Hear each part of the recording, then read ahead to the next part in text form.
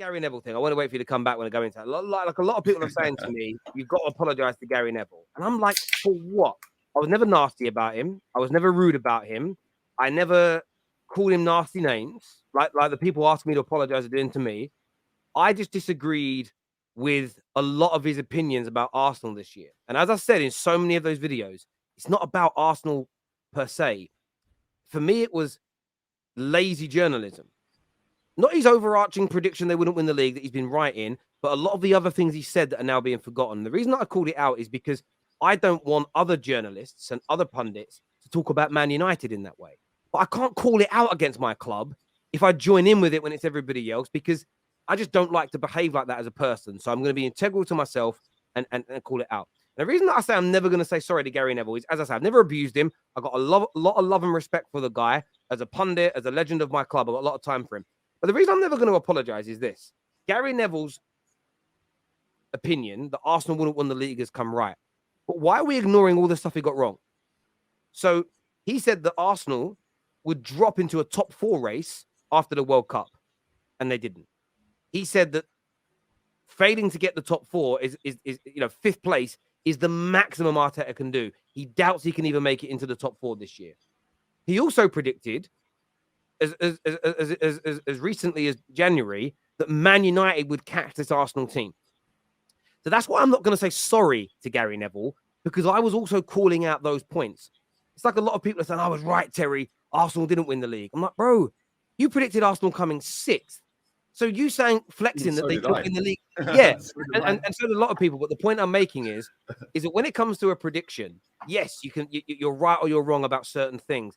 But let's not undo a lot of the challenge that Arsenal fans had towards Gary Neville this year, is that they felt their underlying improvements were being completely disregarded. And they were, because there was no way they were dropping into a top 4 race. There was no way Man United were overtaking them. There was no way that just finishing 4th in the league or 5th was Arteta's ceiling. And it was that continual ignoring of their improvements that was frustrating people. Go back to my videos. I wasn't sitting there going, what a disgrace. How dare he think that City would win the league? Arsenal hate exposed. That was, but that's my point. That was my point. For me, it was like you're ignoring what was actually being said at the time and just focusing on the end result prediction. We had a Liverpool fan last night that said, I'm going to give you an example. A Liverpool fan on that show last night said, I was right last season, Terry. Liverpool had no chance of winning the league. I was like, hang on.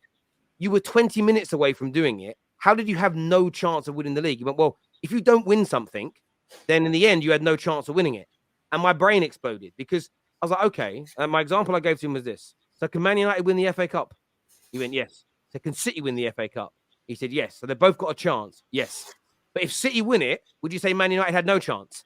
He went, well, no. So there you go then. Like the logic is broken. It's funny because when it comes to Gary Neville, a lot of what he said has been right.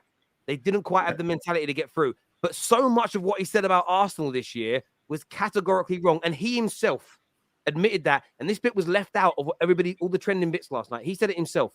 And I agree with him. And it's a nice meander into what we're going to be talking about. Arsenal have still had overall a successful season. And he said it because you predicted 6th. You've come 2nd. Your progression is massive. And it still needs to be looked at as a very good season for the club. And Gary Neville changed my mind about one thing in his show last night. I think we pay too much weight to changing expectations during seasons. In fact, we have to look back at what we expected, and you review the season at the end based on what everybody expected at the beginning. And Arsenal have done very, very, very, very well. They have to work on the collapse, but that's why I'm not apologizing to Gary Neville. He's been right about some things and massively wrong about others, like, by the way, every single one of us. So, look, Gary Neville, I like what he said last night. I think he came out with some really, really good things about Arsenal. But you look at it the other way, don't you? You are like, sack the manager now, sack the manager today, complete failure, right? See, that's where we see it really differently. Like, talk to me. The thing for me, Terry, right, is like I said about phases, projects, processes. I don't hear this at any other football club. I don't know what Bayern Munich's phase project or process is. I don't know what Real Madrid's is. I don't know what Juve's is. I don't know what Napoli's. And nobody peddles this crap out abroad. Yeah, and it comes back to what I said earlier. These clubs in England know that they've got massive global reach, more so than 90% or 95% of the clubs on the planet. In fact, probably 99%. Like we read out the teams earlier that have got a massive global reach. It's hardly any compared to Premier League, yeah? But they know that if they can get a spin doctor in it, I mean, you support Man United. You've got Neil Ashton as your PR guy. Just deep that. You have got a journalist as your PR representative for the football club, and you employed him as the PR guy. Like, what? Has nobody woke up to that at United yet? We've got David Ornstein and all these other journalists doing the work for the club. Hence why they get the little kickback of the Kroenke interview and this and that. It's the same people that get the same things every year because they're good little puppets. Yeah, but the problem is most people will follow. Yeah, plus not only that, there are people like me that will go against the grain. But when you go against the grain, you're instantly abused, shut down, like threats, toxic, negative. And it was the same a couple of years ago when we were sat in our houses. Lies exposed. Lies exposed. I see that. I see that. The comments are hilarious. I can't lie. Lies exposed. But a couple of years ago, we all sat in our houses, and people that didn't want to have that thing were told they were anti this, they're conspiracy theorists. And it's like a coping mechanism for a lot of these people, that they want to be on board of something and on the journey, roadmap. We're on a roadmap back to normal. What are you chatting about?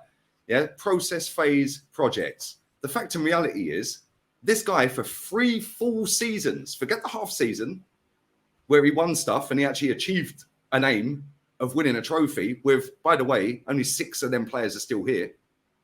Yeah, and 4 of them don't play any games, really. It's only Saka and Xhaka that still play games, right? So he's gone and done 3 full seasons, had 21 new players and £500 million.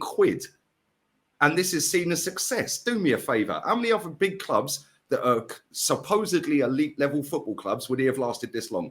After doing that much money, having everything he wanted, having every single bit of PR put around him, having every single player out that he wanted. Yeah, come on, mate. This isn't a care home. This isn't a fashion parade for nice drip. Although the banner in that stadium needs to go, by the way. He's the best looking Spaniard we know. What's his looks got to do with anything? Yeah, there was another one, by the way, a brand new one at the weekend. You're jealous. Keep the faith, trust the process. Sat right next to the 1971 Cup final trophy. Nobody was keeping the faith when they all bowled out in 70 minutes. The only thing they did wrong, they didn't boo. Yeah, and do you know what? I'd advise anybody right now, don't even bother turning up against Wolves on the last day of the season, because they're going to be dropping new merch. Right here, be wheeled out again. Oh, don't worry, guys. We've got a 200 million war chest.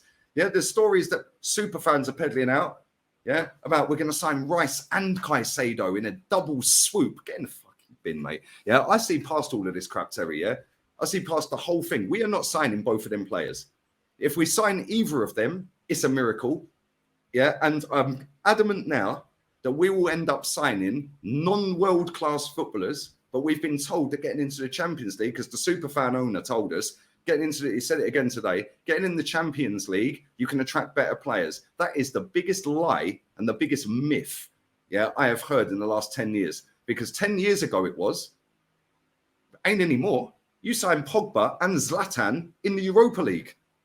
We signed Aubameyang, who was one of the best strikers in Europe, in the Europa League. Chelsea signed Antonio Conte and a Premier League winner in Kante, who at the time was deemed the best midfielder in that position in the world. And they weren't even in Europe. They want the money. It's not about Champions League football. And the thing with me that winds me up the most, is that we binned all of the cups for this.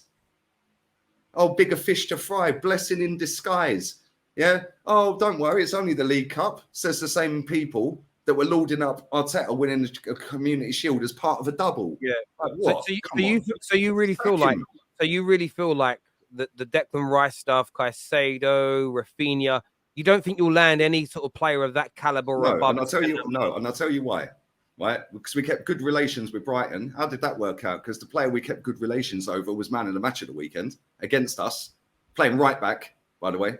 Yeah, right back. That's how good he is. And if we'd actually gone out and done what we should have done, instead of all of these fans, all these media outlets that are in the back pocket of the football club peddling Jorginho as a great signing, if we'd actually gone out and signed Caicedo, we might not have fell away.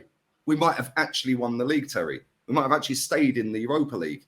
Yeah, we might have actually given it a go in the other. Well, I think the League Cup would have been done by then, and the FA Cup, because he knocked us out early in both. Yeah, but my point is if we had actually done what was required, instead of all these people hyping up mediocrity and losing as success, yeah, we might have actually signed Caicedo. Yeah, you go and sign Trossard, and we're like, boom, Trossard, what a player. Every time he started, we've won. He was man player of the month for March. He ain't started a game since. What's that all about? Like, it winds me up. And I'm telling you now, yeah, all the stories I'm seeing around Declan Rice, I see you put out today about 90 million, 300 grand a week. That's what we've apparently offered. I'll tell you now, I've got every single receipt, Terry, from David Ornstein, yeah, who is the club puppet, right? And he is the club puppet. I don't care. I'll say it. I know you won't. I'll say it because I don't care. Yeah, he is the club puppet. On the 25th of January, after we'd already had 2 failed bids for Caicedo, he's peddling out that we can get Declan Rice for between 75 and 85 million and 200 grand a week. Yeah, and that's it, our number. And he's given his word to Arteta. He's rejected Real Madrid. I've done videos on this, it's all there. Yeah, rejected Real Madrid and he's rejected Pep Guardiola's City. Cool. Well, you better sign him then. And we ain't signing him. Caicedo, bid for 80 million, rejected. Cool. Go and sign him this summer. We ain't signing him. We will end up with Zubamendi or some Brazilian from the 4th tier of Brazilian football, or a Portuguese speaker from the Portuguese league, and round and around and around and around and around we go, and then everyone will gas up all of these players into oblivion, and then they'll cry about Finn's squad. You know what's interesting though? When I talk about success, it's predicated that you build the squad this summer with additional top class players. So what I mean by that is, if you, and let's just throw the names out there of players you're linked to, if you were to sign Rafinha, Caicedo and Rice, and you added them to your team now, and you didn't have major exits, I believe that you have the ability to go again next year and be better, giving you another good chance of winning the league and going deeper into the cup competitions and maybe picking one up. The problem is for Arsenal, and where you can end up being right, if they don't bring in high caliber talent now, because yes, there's always a gem out there. Maybe, there might be another Martinelli in a different position, a young Brazilian or a Spaniard or an Australian guy, I don't care where he's from, that you can pick up for 8 million, 10 million, that's going to be a star in the future. But that should happen irrespective of signing Declan Rice, Rafinha, and whoever else it may end up being. And I think for me, obviously, we see things slightly differently, although I often feel like our overarching view is, we're pretty much on. I'm getting you there, Tel. I'm bringing your standards off the floor. No, standards are the same. You like to go by Concord. I'm quite up for like a nice little hike and travel. Yeah, but I just want to get there. I've waited 19 years. I do get you, bro. And when it's your club, I totally understand. And the thing I want to say as well, right, is like the way our fans bang on about but we're not just going to go and spend money for the sake of it, because that's what got us in this mess. Right, so you're telling me we couldn't add another 25 million to the bid for Caicedo then? Because that's not for the sake of it, is it? That's to win a title when we were top by 8 points. And they didn't want to do it. It winds me up. The thing is, there's certain players in this squad that ain't good enough. They ain't good enough. We all know that. Who you know? I mean, El Nenny's and that we get, but okay. No. I'll go for it real quick. El Nenny shouldn't be here. Disgracey got a new contract. Why are we? He's missed 35 games this season. Have a new contract out of sympathy. Get in the bin. It's not a care home for pensioners, mate. Yeah, get in the bin. Yeah, Rob Holding is only here because he's a yes man. He's a cheerleader. Shouldn't be here. Yeah, and Arteta played him after spending 24 million quid on a centre back. What's that all about? Yeah, then you've got Tomiyasu. Oh, but he's versatile. He pocketed Saka. Not good enough. I've said that from time. Oh, but you're so negative. He can play everywhere. I do not care. He is not good enough. Yeah, then you go to... did I mention... I said Fabio Vieira, didn't I? Did I say... No, I haven't. Fabio Vieira. There's another one. Fabio Vieira gassed up into oblivion to be the next Bernardo Silva. Right, okay. When? When's he going to be this? Oh, but he's young. Yeah, I don't care. Nobody's talking about Erling Haaland's age or Vinicius Junior's age, mate.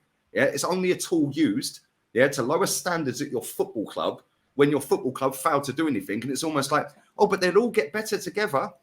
And let me tell you right now, in 2009, we were in the Champions League semi-final against Man United. Rooney, Tevez, Ronaldo. Almunia conceded a 40-yard free kick. That squad was younger than the squad we have now. and we was in a Champions League semi. Yeah, I've seen the leader of the fans, sitting again today saying, well, you know, he's turned it into a farmers league. Nobody can compete with Pep until Pep leaves. Oh, might as well shut up shop then, mate. Or how about stop sitting there chatting crap about every transfer window and every player we sign. Yeah, demand Caicedo instead of Jorginho, instead of hyping it into oblivion when we sign Jorginho. Oh, let's just be positive. We're top of the league. Well, we ain't anymore, are we? Yeah, and instead use these platforms to demand success. And it pees me off, Terry, because at the end of the day, we can compete with Man City. We've proven by being 8 points clear on the 8th of April going to Anfield. Yeah, we were 8 points clear. Fast forward to today, 6 weeks later, we're 4 behind. And they got a game in hand. And this is where I will agree with you. This notion that no one can compete with City will go out this summer and buy Caicedo and Declan Rice and Rafinha and another Rafinha, but I get your point. Yeah, okay, a player of that quality or better. I'm just throwing names out there, and another top class right back. Do that, and you've got a chance of winning the league next year. Because again, this notion that the one thing I disagreed with again on all those shows is that Arsenal might not find themselves next year. They won't. 5 points, 4 points, 6 points. Maybe you will, maybe you won't. No one knows how anybody's going to start Terry, the season. Because I've known this club inside out. I know exactly. But the reason that time and time again, they will not sign the players required to compete on all fronts. We can't rest players in the Champions League. Lee, that's what I was just about to say. The only way you do that is by improving the squad by the right levels and fans not accepting the mediocrity. They won't. And fans will accept it because it'll be gassed up into oblivion by all the people that are in the back pocket on the payroll. Round and round we go. Let me do these super chats, and I want to get a bit more onto Arteta.